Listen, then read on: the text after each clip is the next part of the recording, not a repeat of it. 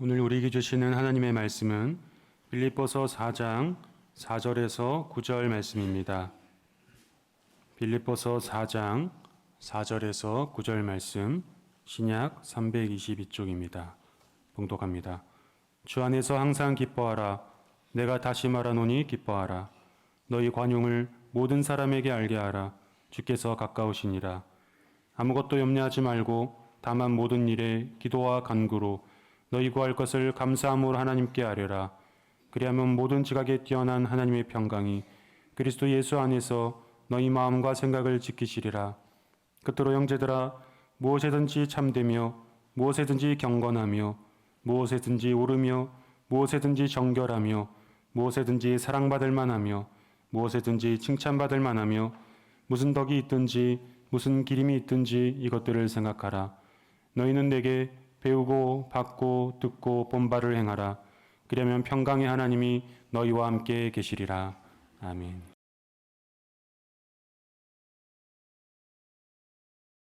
은혜로운 찬양 감사합니다. 오늘은 기쁨이 넘치는 신앙생활이라는 제목으로 하나님 말씀 증거하겠습니다. 빌립보서는 바울 선생님이 감옥에서 쓴 편지였습니다. 바울 선생님은 감옥 안에 있으면서 뭐가 그렇게 기쁜지 자꾸 기쁘다고 말씀하십니다. 그래서 빌립보에서의 별명이 뭐냐면 기쁨의 서신입니다. 현실적으로는 기뻐할 일이 전혀 없음에도 하나님께서 함께 하시니 그 기쁨이 현실을 무너뜨리고 초현실을 만들어내는 것입니다. 하나님 나라가 내 삶에 임하는 것입니다. 그러니 감옥에서 찬양하고 소리 높여 기도도 드리고 예배도 드리고 이렇게 그 감격을 주체하지 못해서 이 사랑하는 동역자들에게 기쁨의 편지도 씁니다. 하나님 나라는 아름다운 솔로몬 성전에만 임하는 것이 아니고 아골골짝 빈들에도 예수 그리스도의 십자가에도 임합니다. 믿음은 현실을 바꾸는 능력이 있습니다. 그 어디나 하나님 나라로 바꾸는 것입니다. 왜 그렇게 칼 마르크스가 종교가 인민의 아편이라고 떠들었는지 알만한 구절입니다. 진짜 그리스도인들은 대책이 없습니다. 이에 대해서 사도 요한은 이렇게 기록합니다. 요한일서 5장 4절에 같이 읽어볼까요? 무릇 하나님께로부터 난 자마다 세상을 이기느니라. 세상을 이기는 승리는 이것이니 우리의 믿음이라. 세상도 진짜 그리스도인을 감당할 수가 없습니다. 우리가 함께 읽은 본문의 말씀도 기뻐하라고 시작합니다. 그것도 2번이나 반복해서 기뻐하라 합니다. 이건 억지로 하라는 것이 아니에요. 바울 선생님은 예수 그리스도의 복음을 전하며 많은 사람이 주께로 돌아오는 그 역사의 중심에 서 있는 것이 너무 행복하고 기뻤습니다. 그래서 그 기쁨을 주체하지 못해서 함께 기뻐하자고 지난날 자신의 선교 사역에 많은 도움을 주었고 어려운 가운데서도 최선을 다해 바울의 사역을 지원하고 동역했던 이 빌립보 교인들에게 자신이 경험한 이 기쁨으로 초대하고 있습니다.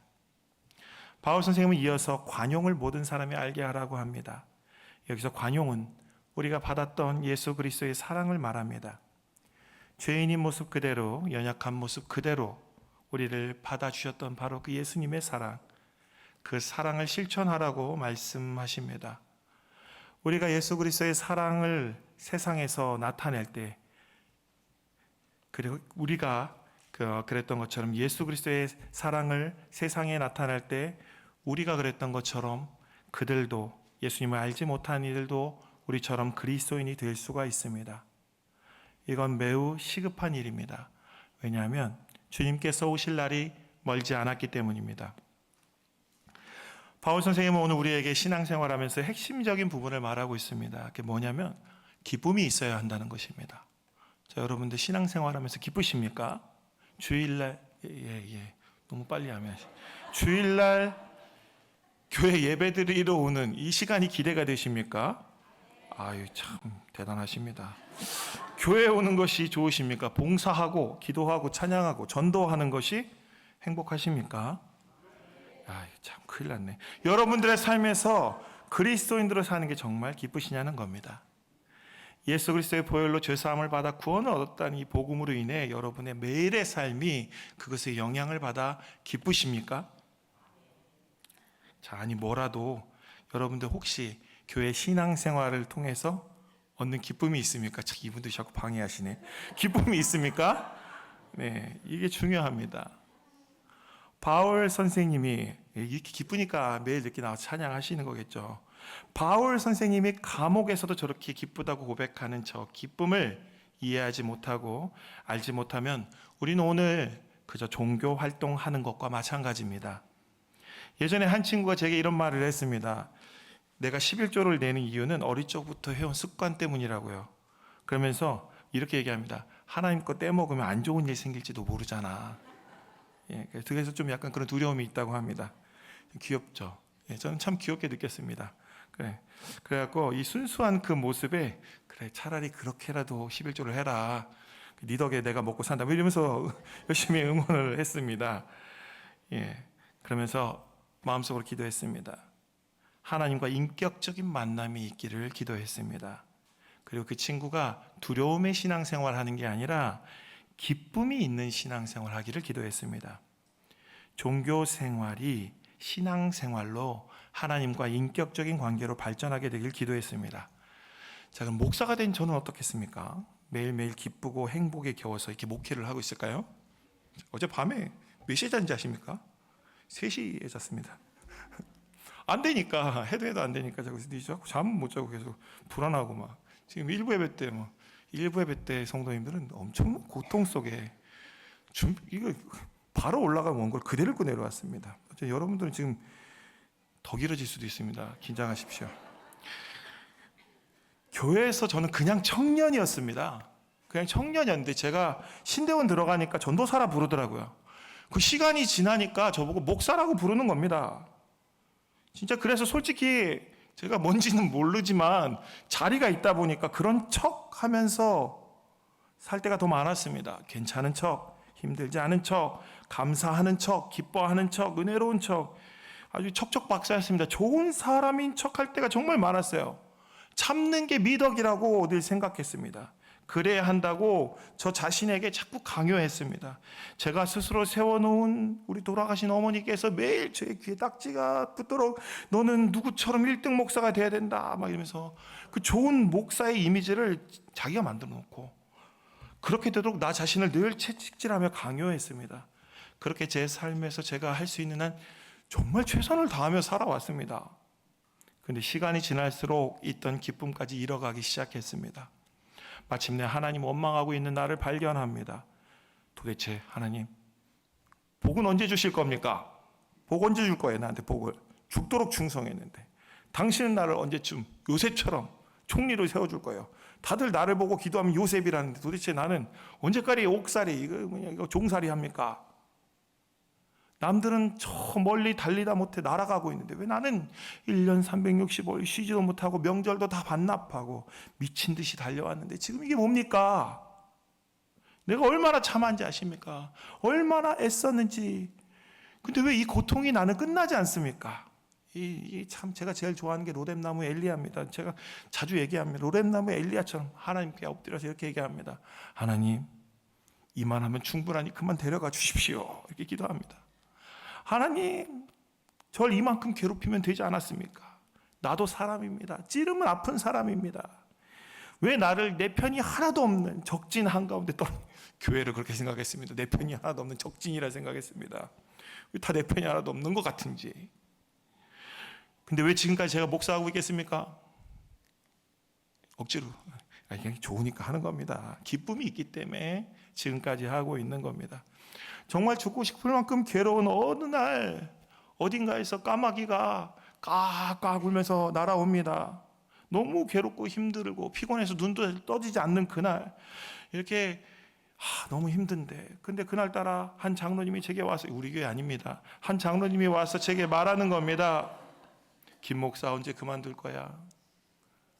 그러면은 바로 장로님의 멱살을 잡고 싶은데 또 그러면 안 되지 않습니까? 아침부터 장로님하고 싸우면 안 되니까. 너무 마음이 무너지고, 야, 내가 이렇게 열심히 했는데 저 양반은 때마다 나보고 나가라니 내가 어떻게 해야 될까? 저 사람 마음에 어떻게 들어야 될까? 이런 고민을 하는 가운데 너무 힘든 그 얼굴로 지친 표정으로 제가 예배에 올라갔던데, 우리 청년들이 저희 표정을 보고, 제가 이게 딱 봐도 제 얼굴 표정이 숨기지 잘 못합니다. 제가 화나 있으면 화난 표정이 늘 드러나요. 그래서 아내가 늘 걱정합니다. 야, 오늘 화난 일 있었냐? 제가 사회 보다가 얼굴 표정이 이상하면 화난 일 있었냐 물어요. 이만큼 얼굴 표정이 잘 드러나는데, 청년들이 저를 보고 그날따라 목사님 많이 힘드시죠? 목사님을 위해서 노래를 준비했습니다. 그러더니 뭘 부른지 아십니까? 옥상 달빛에 수고했어 오늘도를 불러주는 겁니다. 저의 가장 위로가 되는 이 노래는 수고했어 오늘도입니다. 그 어떤 축복송보다도 제 마음속에 깊이 새겨져 있습니다. 수고했어 오늘도 아무도 너에게 관심이 없지만 나는 다 알지롱, 이렇게 얘기하는 겁니다. 그런 일들이 일어날 때마다 그러면 다시 일어나 광야를 걸어갈 용기를 얻습니다. 정말 행복했습니다. 돌아보면 그때마다 은혜가 있었습니다. 시간이 지날수록 하나님께서 저를 목회자로 부르신 이유를 알게 됩니다. 바로 습관적으로 종교 생활하던 저를 하나님과 인격적인 관계로 인도하시기 위함이었습니다. 그저 종교인 생활을 하던 저를 진정한 구원의 기쁨의 자리로, 그리스도인으로 초청하기 위해서 이렇게 부르셨음을 알게 됩니다. 지난 시간 돌아보니까 저의 고통의 이유가 제 자신 안에 있는 쓴뿌리들로 인한 것이었고, 그것을 뽑아내는 시간들이었습니다. 원래 그렇게 무리할 필요가 없었음에도 늘 무리하고 있었습니다. 늘 내가 만들어 놓은, 어릴 적부터 들어왔던 이상적인 목회자가 되려고 무진장 사람들 앞에서만 애를 썼습니다. 이후에는 교회에서 쫓겨나는 것이 두려웠어요. 이 사람이 점점 찌질해집니다. 기쁨이 없으면 자꾸 안 좋은 생각만 해요. 쫓겨나는 게 두려웠고, 내 커리어로 갈 곳이 없다는 현실이 두려웠고, 집도 없는 제가 가족들과 길바닥에 나앉게 되는 게 막 이런 생각만 자꾸 드는 겁니다. 안 좋은 생각만. 앞으로 내가 어떻게 살아야 될까 막막했습니다. 솔직히 그래서 참았던 적도 있습니다. 하기 싫은데 그냥 참고 뭘 시켜도 그냥 다 했습니다. 참 별걸 다 시키더군요. 그런데 돌아보니 지금 와서 그 시간들이 참 후회스럽습니다. 왜냐하면 하나님은 그때 저를 괴롭히려고 부른 게 아니라 기쁘고 행복한 현장으로 초대했습니다. 저의 그런 두려움이 그 현장을 고통의 현장으로 만들어버린 겁니다. 내가 만들어 놓은 기준 때문에 나를 너무 고통스럽게 했던 겁니다. 전 하나님이 끼어들 자리가 하나도 없이 나로 촘촘하게 채워져 있던 사람이었습니다. 가시를 바짝 세우면서 하나님 다가오지 못하도록 해놓고서는 하나님을 원망하고 있었습니다. 왜 나를 불러놓고 이런 고통이 집어넣냐고. 솔직히 하나님 부른 적이 없습니다. 제가 중학교 때부터 목사하겠다 그랬습니다.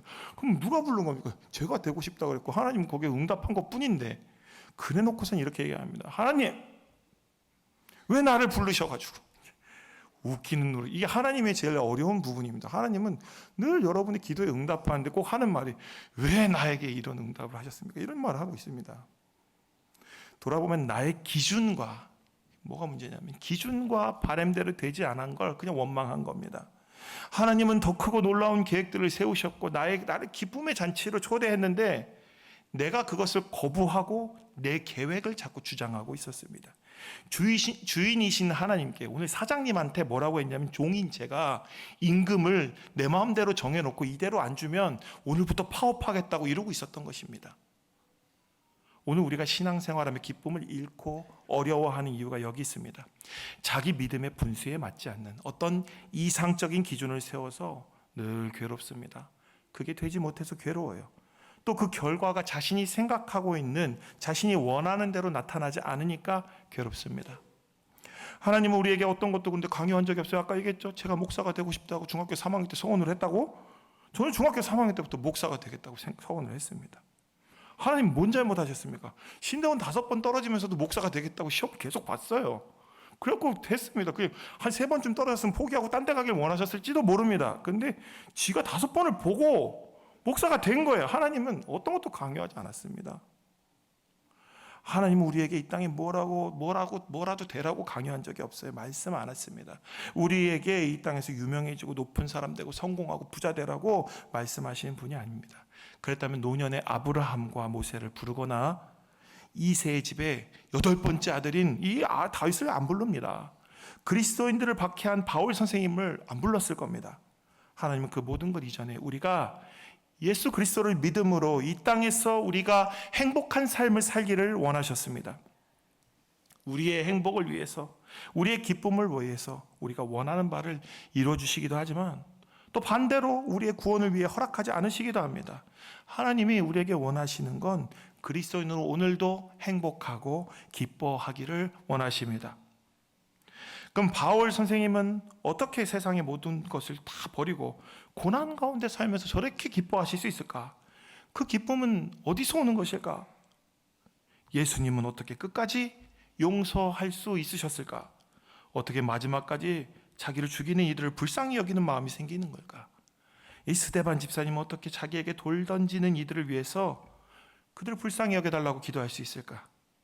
저는 저를 위해서 이게 안 좋게 하는 사람들을 위해서 맨날 시편 109편을 읽어가면서 저주 시편을 읽어가면서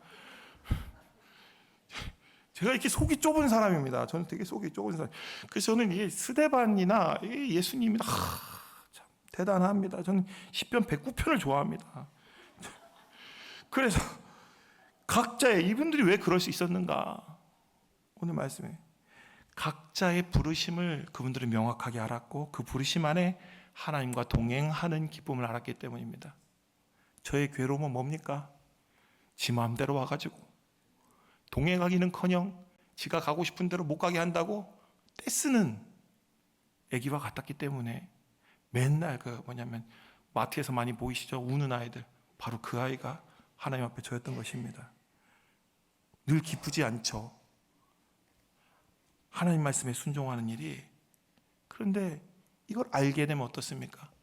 기쁘게 된다는 겁니다. 처음 사역할 때 매일 말씀 전하는데 열심히 준비해서 말씀을 전해봤습니다. 청년들이 변하지 않는 거예요. 우리 청년들이 찬양 인도하는 청년이 자기 찬양 인도하더니 시험이니까 찬양 인도만 하고 집에 가겠습니다 그러는 겁니다. 걔 찬양 인도 끝나면 제가 설교해야 되는데 집에 가는 거예요. 그때 참 제 자신이 참 무능하고 한심한 놈이다라는 생각을 하며 무진장 채찍질하던 시기 때가 있었습니다. 근데 신기한 게 1년이 지나고 2년째 되던 애 청년들이 자기네들끼리 얘기하는 걸 들었습니다. 그랬더니 중고등부 애들한테 이러는 거예요. 야, 시험 때 집에 가서 공부한다고 성적이 더 잘 나오지 않아? 우리 예배 드리는 것 이런 얘기를 하고 있는 거예요. 지네들은 시험 때 집에 가놓고서는 참 웃긴 놈들입니다. 근데 그 광경을 멀리서 지켜보면서 참 은혜를 많이 받았습니다. 내가 아무리 무능하고 부족해도 말씀에는 능력이 있구나. 그래서 이 말씀 전하는 게 약간 저희 취미생활 같이 즐거움이 됐습니다. 왜냐하면 내가 아무 말이나 떠들어도 여기서 아무 말이나 떠들어도 성도님들은 왜냐하면 제가 아무 말을 떠드는 게 아니라 하나님이 여기서 말씀을 전하게 하실 테니까 하나님이 말씀하실 거고 그 말씀을 들은 성도님들은 알아서 은혜 받고 알아서 복음대로 잘 살고 계시더랍니다. 그러니까 그게 너무 신기한 겁니다. 너무 은혜로운 겁니다. 아, 하나님 정말 살아계시고 말씀은 정말 능력이 있구나. 말씀은 사람들을 변화시키는구나. 그런 중에 또 사람이 또 이렇지 않습니까? 좀 이게 또 오버합니다. 어제처럼 막 새벽 3시까지 잘하지도 못할 거면서 막 고민하고 그러면서 이런 거에 대해서 막 너무 힘들어하면 이제 감사를 잊을 때가 있습니다. 너무 말씀 전하는 게 좋다고 해도 감사를 잊었을 때 그러면 하나님이 어떻게 하냐면 입을 닫게 하시더라고요. 그건 2년 반 동안 설교를 한 적이 없습니다. 거의. 그래 너무 간절해지니까 막 입에 단내가 나도록 매일 설교하게도 하셨습니다. 그때는 하루 종일 교회 사역 마치고 나면 그때 일이 많은 교회였어요. 다음날 새벽 설교를 준비해야 됩니다. 다 마치고 새벽 설교 다 마치고 나면 그 시간이 새벽 1시쯤 됩니다. 잠을 자야 되는데 잠이 안 와요. 뒤척거리다가 한 2시쯤 겨우 잠이 듭니다.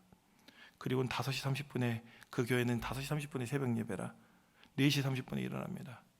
너무 피곤한 날은 정신줄 놓고 잠깐 이렇게 앉아서 조는 거 아십니까? 왠지 일어나는데 5분만 이러다 앉아서 이렇게 잠깐 정신을 탁 놓습니다. 근데 5시 20분이 된 날도 있었습니다. 그럼 난리가 난 거죠. 성도님들은 저기 기다리고 계실 텐데 10분밖에 안 남은 겁니다. 정신없이 옷을 입고 뛰어나갑니다. 제가 지퍼식 넥타이를 매는 이유가 여기 있습니다. 그런 날들을 대비하기 위함입니다. 아내가 어느 날 아이들에게 웃으면서 이런 말을 하더군요. 니네 아빠가 몸은 저런데 엄청 날렵해. 옷 다 입고 교회까지 가는데 5분도 안 걸립니다. 원고 뽑고 예배당까지 가는데 역시 5분이 안 걸립니다. 한 58분쯤 내려가서 숨을 몰아쉬며 앉아 있습니다. 근데 그러다가 알게 됩니다. 내가 이걸 정말 좋아하는구나. 힘들어하지만 좋아하는구나. 말씀 준비하면서 행복해하는 나를 발견합니다. 혼자 웃고 타자 치면서 혼자 웃고 있습니다. 혼자 울고 옛날 생각하면서 잠시 추억에 젖기도 하고 지난 날 돌아보면 부끄러운 기억에 막 얼굴이 혼자 시뻘개지기도 하고 감사하기도 하고 그 은혜에 감격하기도 하고 누가 보면 정말 미친 사람이라고 생각될 정도로 모니터만 보고 실실 웃고 울기도 합니다. 혼자 앉아서 붕해하고 있습니다. 잘 하려는 마음은 예전에 다 내려놓았습니다. 말씀만 전하면 말씀의 능력이 있는데 내가 잘하든 못하든 그런 것은 내가 걱정할 것이 아니었고 나는 그저 하나님의 도구로 오늘 기쁨으로 감사함으로 그냥 내게 주어진 것 하면 충분하다는 믿음을 주셨습니다. 그러니 신앙생활이 기뻐집니다. 저에게 부담스러운 종교 생활을 벗어나 기쁨 넘치는 신앙생활을 하기 위해서 뭐냐면 하나님과의 인격적인 만남이 필요했던 것입니다. 바울 선생님과 같이 그 어디나 하늘나라라고 고백하기 위해서 지금 내가 서 있는 바로 이곳, 지금 내가 살아가는 모든 것이 하나님의 부르심이고 하나님의 역사를 이루어간다는 확신으로 내 안에 가득 찰 때 기쁨이 넘치게 되는 것입니다. 그러니까 어떻게 해야 되냐, 이게 뭐냐면 요즘 말로 하면 하나님과 예수님과 성령님을 나의 아이돌로 삼아서 팬이 되는 것입니다.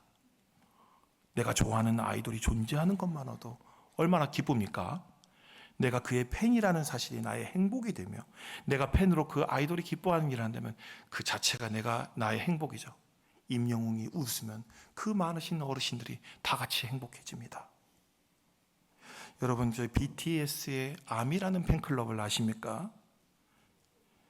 그들이 이룩한 사회적 업적들은 정말 많습니다. 인권 문제, 인종차별, 반전평화 등 다양한 분야에서 매우 의미 있는 역할들을 이루어냈습니다. 혹시 프로게이머 페이커라고 아십니까? 제가 엄청난 팬이긴 한데 페이커, 중국의 페이커 팬클럽에서 페이커 생일이라고 중국의 사막화된 지역에 나무를 507그루를 심었습니다. 자, 우리 대화교에서 예수 그리스도의 이름으로 어디 나무 심은 적 있으십니까? 어디 인권 이렇게 고통당하는 사람들을 예수 그리스도의 이름으로 나가서 어떻게 운동해서 바꾸신 것이 있으십니까? 이 팬클럽도 이만한 일들을 해냅니다. 그래서 제가 이런 생각을 합니다. 오히려 신앙생활 하기를 임영웅 팬처럼 한다면 이 교회에 새로운 부흥의 불길이 타오르지 않을까. 얼마나 임영웅 팬들 대단합니까? 전국 방방곡곡 임영웅 콘서트면 따라다닙니다. 그 놀라운 게, 그런 의미로 바울 선생님은 요즘에 이제 이런 해석을 하게 됩니다. 야, 예수님의 진성 팬이었다. 예수님의 진성 팬. 바울 선생님은 그래서 예수님을 너무 사랑해서 예수님 명령 지키기 위해서 예수님 웃는 얼굴 보고 싶어서 생명까지 내걸고 그 명령을 수행했으니까 말입니다. 감옥에서도 복음 전도의 문의로 사용되고 있으니까 내가 하나님께 쓰임 받고 있으니까 그게 너무 행복하고 기뻐서 저렇게 좋다고 빌립보 교인들에게 편지를 쓰고 있는 겁니다. 우리 보통 기분 좋고 뭐 하면 어디다 올립니까? 인스타그램에 올리고 페이스북에다가 막 일기 쓰고 그러죠. 그거랑 똑같습니다. 내가 너무 행복하니까 그 행복한 것을 나 혼자 행복하기 싫어서 이 전도하는 겁니다. 전도. 예전에 이런 전도하시는 분이 있었어요. 우리 이종찬 목사님 기억나십니까? 이종찬 목사님이 가장 잘 전도하는 게 있으면 뭔지 아십니까? 사진 찍는 거. 그분은 그 어떤 것보다, 그래서 그때 박성열 목사님이 전도됐습니다. 그래서 카메라를 바꾸셨어요. 어쨌든 내가 좋아하는 취미가 있다면 그걸 너무 좋고 행복해서 옆에 사람들 전도하는 겁니다. 바울의 기쁨이 이런 기쁨이었습니다. 여러분들 이만큼 기쁘십니까?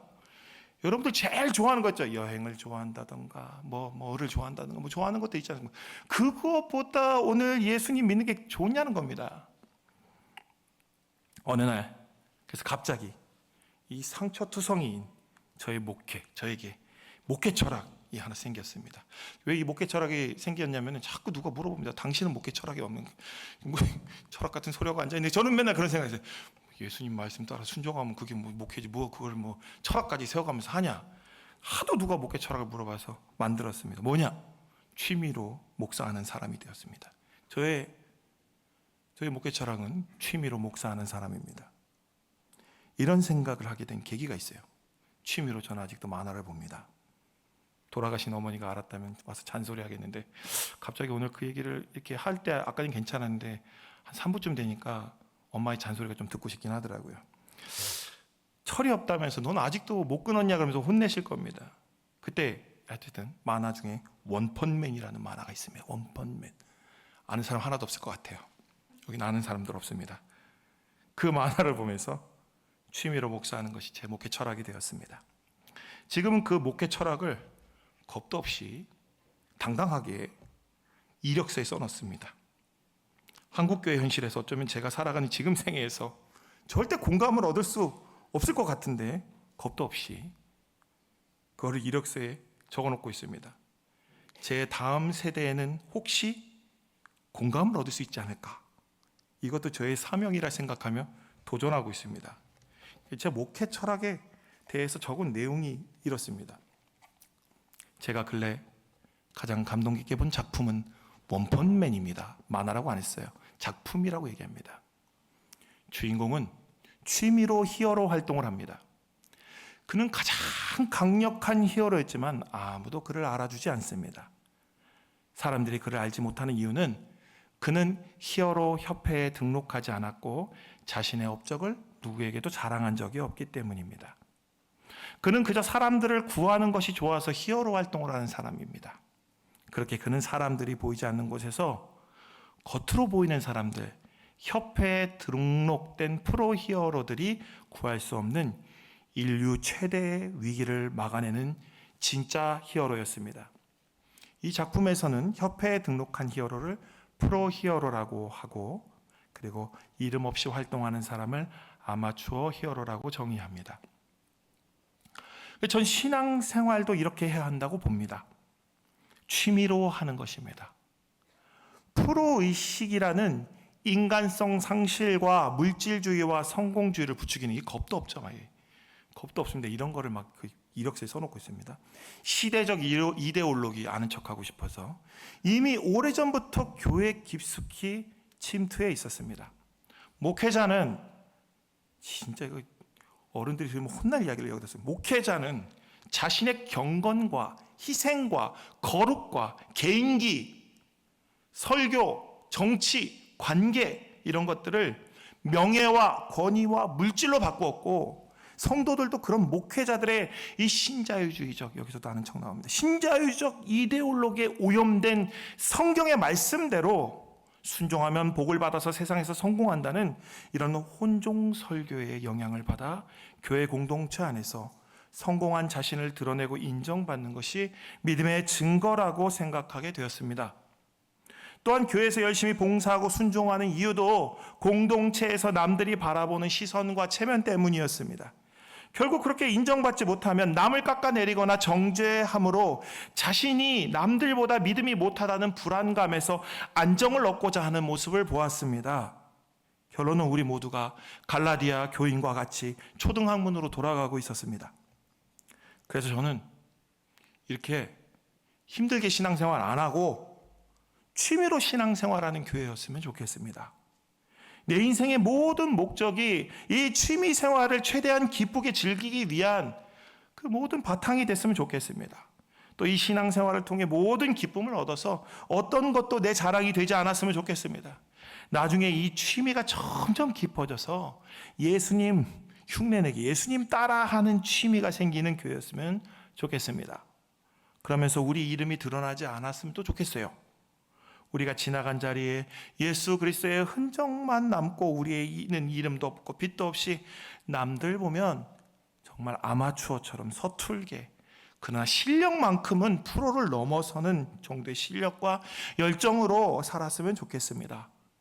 교회 가는 날이 마트 할인하는 날 줄 서서 그 할인 품목 사려는 아줌마처럼, 한정판 신발 사려고 휴가 내서 며칠 밤 행사장 앞에서 텐트 치고 기다리는 것처럼, 그러다가 그걸 사면은 막 세상 다 얻은 것처럼 너무 행복하지만 못 사면 그날 막 세상 멸망하는 것처럼 불행해하는 그런 마음 가지고 좀 신앙생활했으면 좋겠다는 겁니다. 뭔가 열정과 기쁨과 감사와 은혜가 좀 넘쳐났으면 좋겠습니다. 그러나 또 반칙이 있습니다. 사람 고용해서 한정판 신발을 구매한 다음에 되파는 거, 이거 반칙입니다. 그리고 돈 벌기 위한 프로의 영역이기 때문에 반칙이에요. 또 인터넷에서 임영웅 티켓 되팔려고 프로그램 돌려서 구매하는 것도 역시 반칙입니다. 그러나 취미로 하는 사람들, 이 프로그램을 사용하는 이 프로 리셀러들의 이 벽을 넘기 위해서 날마다 손가락으로 뭘 연습하냐? 마우스 클릭 연습을 열심히 마우스 클릭 연습을 하는 겁니다. 그래갖고 이 마우스 클릭 연습을 해가지고 정정당당하게 그 프로들, 그 돈 때문에 일하는 프로들과 싸워서 이겨가지고 마침내 최후 승리에서 득템하면 세상 모든 것을 얻은 것 마냥 기뻐하는 그런 순수한 아마추어적인 기쁨으로 늘 충만한 그런 교회였으면 좋겠습니다. 엘리야처럼 겉으로 드러나지는 않지만 바알에게 절하지 않은 7,000명과 같은 성실한 믿음의 사람들이 모여있는 교회, 그런 교회였으면 합니다. 교회가 하나님 방법으로 날마다 기쁘고 성실하게 구원을 향해 한 걸음씩 함께 걸어 나아가되 한 명도 낙오한 사람 없이 가장 믿음 좋은 사람이 앞서 나가는 것이 아니라 제일 뒤에서 밀어주는, 그래서 마침내 한 명도 빠짐없이 다 천국 가는 그런 공동체였으면 좋겠습니다. 그저 예수님 좋아서, 사람들에게 복음 전하는 것이 좋아서, 그리스도인으로 사는 것이 너무 행복해서 그렇게 살기로 작정한 사람들, 세상 사람들이 보이지 않는 곳에서 유명하고 이 시대에 정말 대단하고 칭송받는 교회도 할 수 없는 하나님의 위대하고 놀라운 그 하나님 나라의 사역을 믿음으로 덤덤하게 다 감당해 내놓고는 아무에게도 자랑하지 않고 정말 쿨하게 돌아서서 진짜 쿨레가 진동하는 그런 그리스도인 공동체가 됐으면 합니다. 이 신앙생활이 우리 취미 생활 중에 내가 가장 좋아하는 취미로 그 어떤 것보다 최우선되는 그런 공동체가 되었으면 합니다. 이렇게 써놓은 겁니다. 저의 이런 생각은 그냥 만들어진 게 아닙니다. 실제로 신앙생활 하다 보니 정말 자기가 가장 사랑하는 취미 생활로 신앙생활 하시는 분이 있었습니다. 제가 갈릴리 교회라고 있었을 때, 거기 있을 때 외국인 노동자, 우리 몽골 친구들이 비자 연장을 못해서 돈이 필요한데 상당히 큰 돈이 필요했습니다. 어떻게 할까요, 장로님? 그 장로님 우리 대학 선배였습니다. 대학 선배라도 한참 할아버지 선배님이죠. 장로님 이거 어떡할까요? 얘네들 이제 집에 돌아가야 될 수도 있는데 얘는 어떻게 해요? 그랬더니 그 장로님이 저랑 이름도 비슷해요. 성은 다른데 이 신동환이라고 있습니다. 우리 신동환 장로님. 지금은 어떻게 되는지 모르겠습니다. 지금은 약간 좀 어려움을 겪고 있는데 어쨌든 그 장로님이 제게 이렇게 말씀하셨습니다. 제일 은혜가 되는 말. 그래서 얼마가 필요한데. 참. 은혜 되지 않습니까? 얼마면 되는데. 얼마면 돼. 자, 급한 대로 준비해 볼게. 그랬더니 X를 좀 크게 부르시는 겁니다. 그러면서 하면 돈 벌어서 뭐 할 건데 하나님 일 위해서 쓰는 거지. 이럽니다. 청년부가 또 제가 갑자기 또 청년부가 어려워진 상태에서 청년부를 청년부를 맡게 됐습니다. 근데 이전 사역자가 사역을 너무 안 해서 교회에서 청년부는 돈이 필요 없나 봐 해서 예산을 다 잘라냈어요. 그래갖고 이거 어떻게 앞으로 사역을 하나, 수련회 어떻게 가나 이렇게 고민하고 있었습니다. 그때 청년부 부장님이 오셔서 이렇게 말하는 겁니다. 그 부장님이 정말 쿨가이입니다. 쿨가이 아십니까? 큰일 났네. 늘 하던 말투로 저에게 친근한 말투로 이렇게 얘기합니다. 돈 걱정하지 마. 없으면 하나님이 주실 거야. 그러면서 걱정 말고 하고 싶은 대로 다 해. 이러는 겁니다. 정말 하고 싶은 대로 다 하겠습니다. 라고 하고 막 자기 마음대로 계획을 세웠죠. 그랬더니 그분이 친한 집사님들과 장로님들을 만나가지고 후원금을 강제 징수하고 통장을 만든 다음에 카드를 떨렁 하나 주고 가셨습니다. 마음껏 써.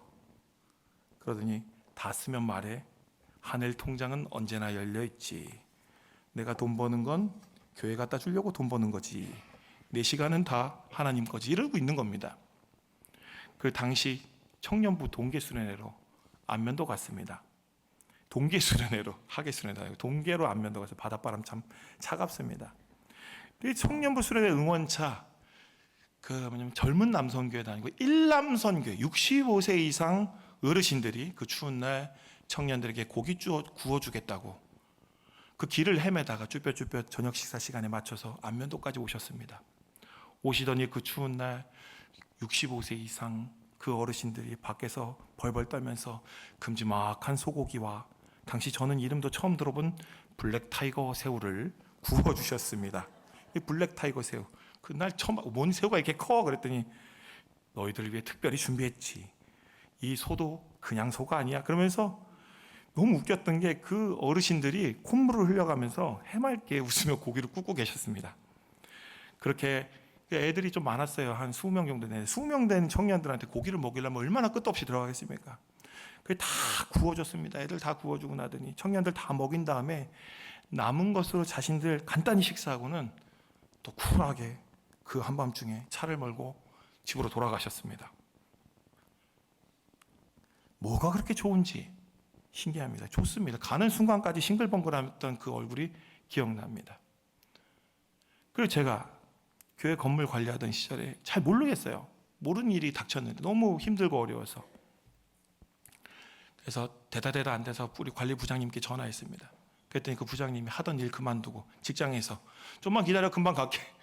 직장 다니는 사람이 교회 와가지고 이거 이렇게 하면 돼. 그런데 자기들 일 처리하고 그리고 또 자기 직장으로 또 갑니다. 그러면서 또 저에게 가면서 이렇게 말합니다. 또 어려운 일 있으면 불러. 제가 또 이사 온 지 얼마 안 돼서 이발소를 찾고 있었는데 저는 이발소 찾을 때 묻는 게 이겁니다. 제일 싼 데 어디냐고. 그랬더니 이주 노동자 이발해주는 집사님이 저보고 이럽니다. 목사님, 이주 노동자 담당 목사님이니까 여기 와서 잘라요. 특별히 목사님은 공짜입니다. 이러는 겁니다. 그때도 아직도 생각납니다. 이게 생각나는 게 너무 많아요. 왜냐하면 제가 그때 너무 힘들었습니다. 너무 힘들었는데 못 본 거예요. 옆에 너무 행복하고 기쁘게 신앙생활하는 사람 못 보고 지 혼자만 고통스러워하고 있었는데 하나님이 보여주셨습니다. 정말 많은 사람을 봤어요. 그때 이주 노동자들한테 닭 튀겨준 사람 매주 닭을 튀깁니다. 기름 냄새 풍겨가면서 닭을 튀깁니다. 왜 이주 노동자들은 닭을 튀기냐면 인도 애들은 소를 못 먹고 뭐냐면은 이슬람 문화권에는 돼지를 못 먹습니다.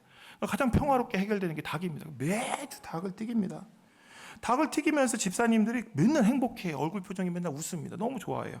그러면서 서로 앉아서 닭 튀기고 나서 품평을 합니다. 네가 잘 튀겼니? 내가 잘 튀겼니? 그러더니 그 중에 한 분은 자신의 그 치킨 튀기는 실력을 발견해서 치킨집을 내신 분도 계십니다. 앞서 말한 것처럼 제일 괴롭던 시간이었습니다. 제가 가장 괴로울 때 제 곁에는 너무 행복하게 신앙생활하는 분들로 가득 차 있었습니다. 근데 제 고통에 매몰되니까, 제 아픔에 매몰되니까 안 보이는 거예요. 근데 이분들과 신앙생활하며 제 괴로움이 서서히 옅어지는 걸 경험합니다. 무너진 마음이 회복되는 걸 경험합니다.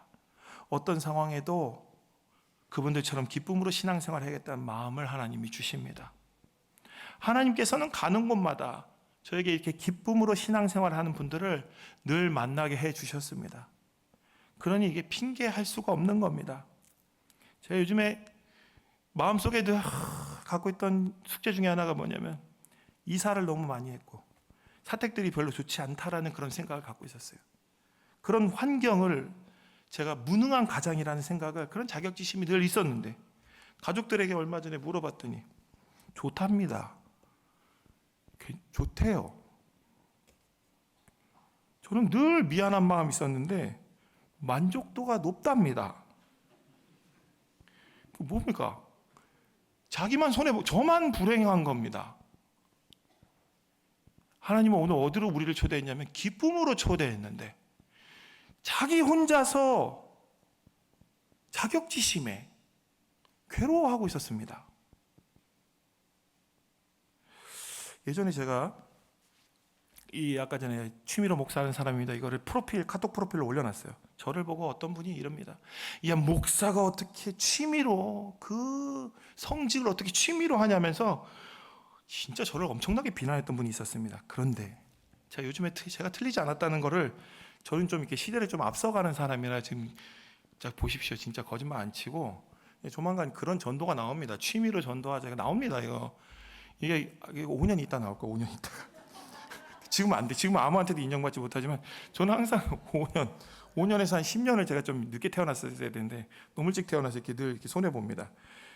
최근에 틀리지 않은 게 취미에 목숨 거는 사람들이 너무 많은 겁니다. 마라톤 그 마라톤 그거 어떻게 뜁니까? 저 같은 경우는 마라톤 뛰면 분명히 응급실에 실려갈 겁니다. 그런데 풀코스 마라톤을 목표로 합니다. 요즘 마라톤 하는 사람들은. 요즘 등산하는 사람도 뭐 합니까? 그냥 요즘 등산하는 사람들의 목적지가 어딘지 아십니까? 에베레스트 산입니다. 여행 취미로 하시는 분들 어디 가십니까? 지네가 인디아나 존스도 아닌데 어디 무슨 유적진 다 찾아다닙니다. 익스트림 스포츠 하는 사람도 어떤지 아십니까? 목숨을 내놓고 살아요. 근데 너무 좋답니다. 이런 도전적인 취미를 가진 분들도 있지만 장비 취미 가지신 분들 제가 여기서 오늘 많이 공개합니다. 낚시하는 분들 긴장하세요. 낚시하는 분들 배를 하나씩 숨겨놓은 거 알고 있습니다. 배가 없으면 자기 보트 살려고 모터부터 사놓은 거 알고 있어요. 어디다 모터를 숨겨놨습니까? 배 모터 이렇게 숨겨놓은 거 알고 있어요. 야, 배를 사는 걸 목표로 한답니다. 이유가 뭔지 아십니까? 그 포인트에 나만 가려고 배 타고. 자, 공구로 뭐 만드는 거 좋아하는 분들이 있습니다. 근데 그런 분들도 잘 살펴보십시오. 제가 제일 무서운 것 중에 하나가 그런 분들 중에 가끔 이렇게 탁 켜가지고 이렇게 온도 재는 거 갖고 있는 거. 그거 하나에 얼마였더라? 200만 원인가? 장비 좋아하는 사람들 이렇게 요즘에 중국계 많이 나와서 싼데 옛날에 한 250, 300씩 했습니다. 이 장비 좋아하는 사람들, 자 이렇게 또 이렇게 얘기하면 또 나중에 기분 나쁘시면 저에게 전화하십시오. 공구를 억대로 모으는 분들이 계십니다. 또 오늘 또 걸리는 사람이 자전거 취미로 하시는 분들, 자전거 취미신 분들 긴장하십시오. 제가 또 오픈합니다. 영 하나씩 사모님들한테 속이는 거 알고 있습니다. 뒷자리 영 하나씩 빼고 보고하는 거 알고 있습니다. 그렇게 목숨까지 걸고 자전거를 삽니다. 집에서 쫓겨날 수도 있는데. 아이돌이나 가수 팬은 어떻습니까? 말할 것도 없습니다. 그러다 보니까 제가 든 생각이 예수 믿는 걸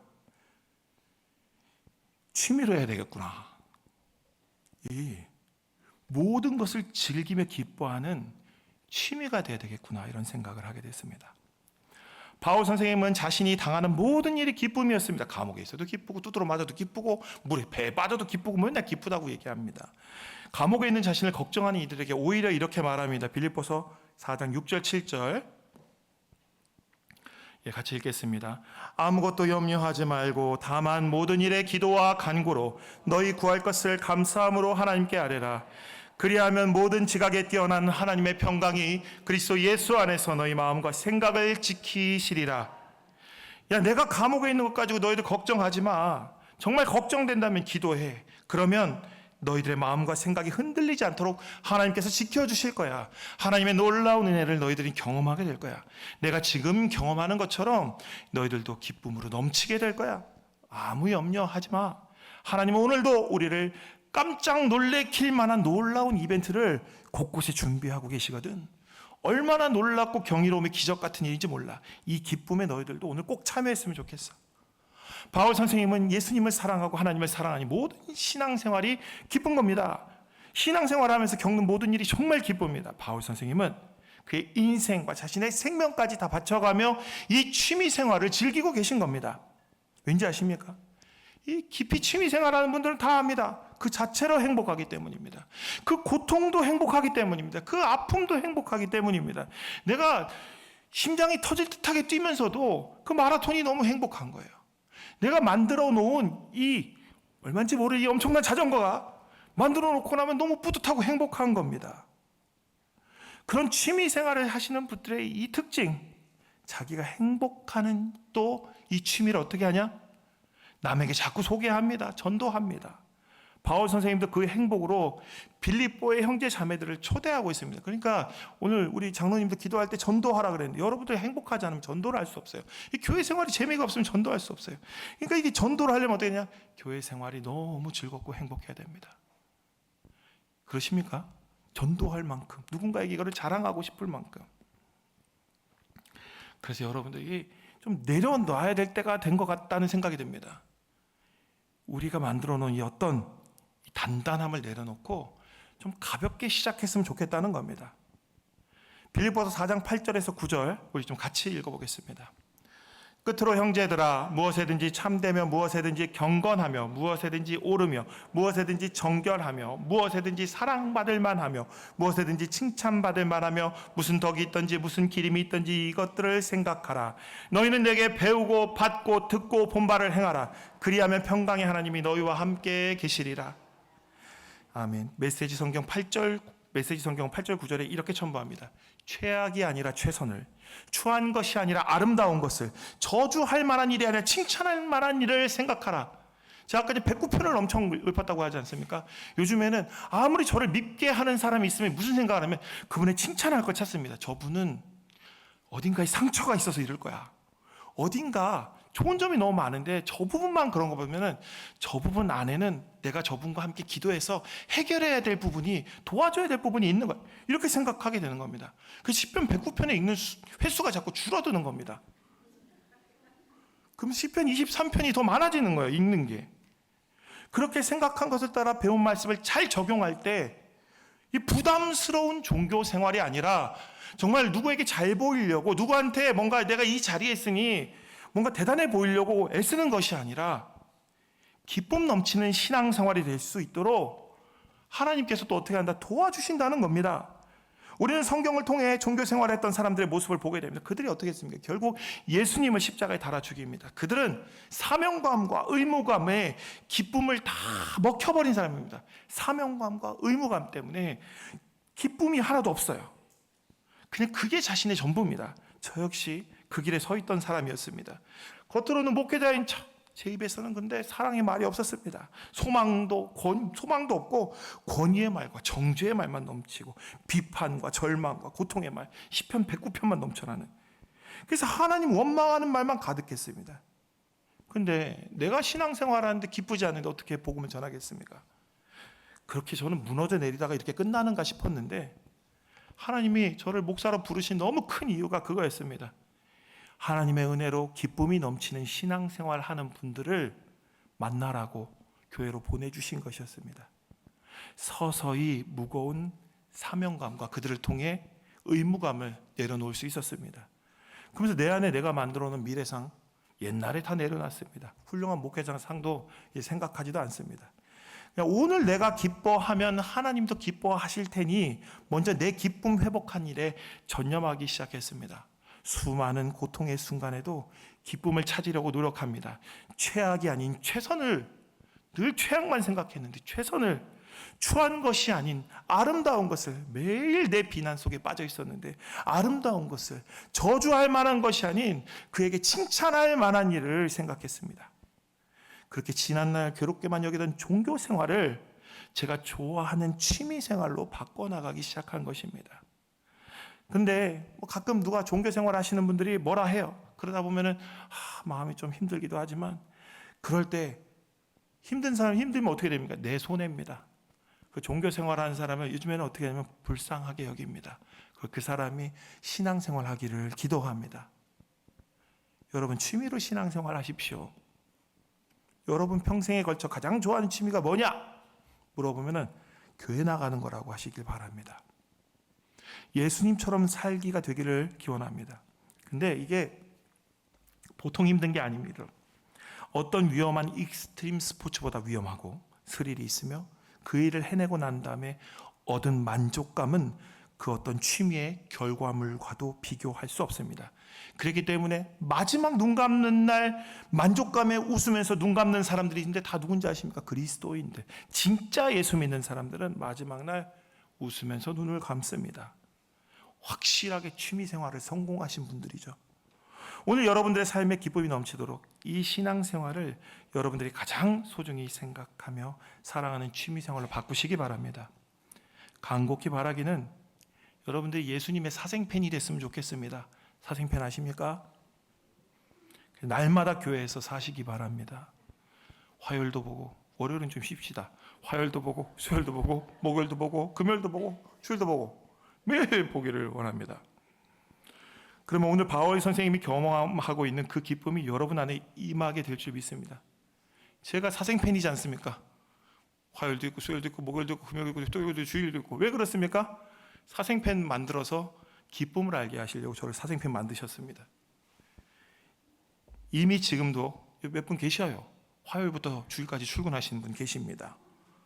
그분들 보면 참 은혜가 됩니다. 그렇게 신앙생활하고 있다면 그분 좀 배우십시오. 그분의 삶에 임한 하나님 나라를 보고 배우시길 바랍니다. 제가 여기까지 얘기한 이유는 이 끝으로 성경학교와 수련회가 계속되고 있습니다. 이게 핵심이에요. 성경학교와 수련회 계속되고 있어요. 신앙적 취미 생활을 즐길 가장 좋은 시기입니다. 1년에 한 번밖에 없습니다. 어린 시절 저는 왜 우리는 바캉스라는 말 어렸을 때 들어본 적도 없어요. 저희 어머니는 돈 들 것 같은 단어를 가르쳐주지 않습니다. 그래서 성탄절날 선물도 못 받아봤어요. 생일도 몰랐어요. 7살 때까지.